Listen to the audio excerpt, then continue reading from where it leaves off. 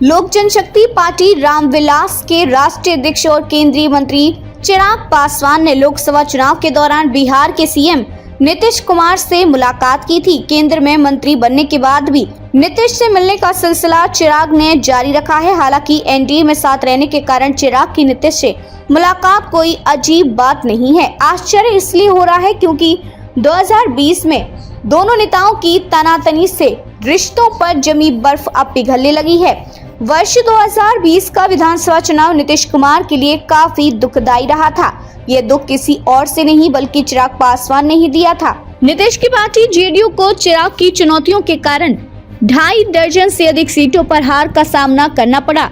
JDU 43 विधायकों के साथ बिहार में तीसरे नंबर का दल बन गया है।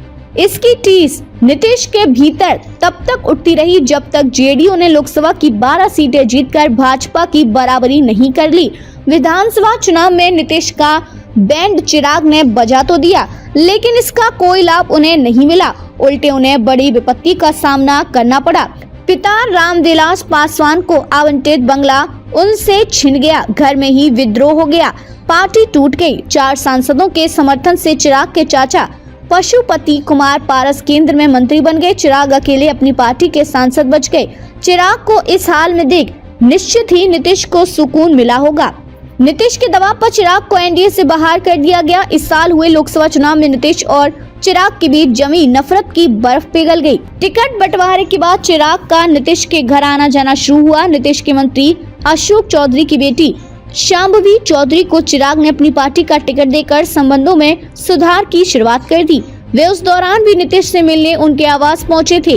मंत्री बनने के बाद चिराग जब बिहार दौरे पर आए तो वे नीतीश से मिलना नहीं भूले। जिस आत्मीय अंदाज में दोनों की मुलाकात की तस्वीरें सामने आई, उससे तो यही लगता है कि 4 साल से जमी बर्फ अब पिघल चुकी है। लोकसभा चुनाव के परिणाम आने के बाद अब एनडीए के किसी घटक दल को नीतीश कुमार के नेतृत्व से ऐतराज नहीं है। भाजपा के प्रदेश अध्यक्ष सम्राट चौधरी ने अब साफ कर दिया है कि अगले साल होने वाले विधानसभा चुनाव में एनडीए का नेतृत्व नीतीश कुमार ही करेंगे।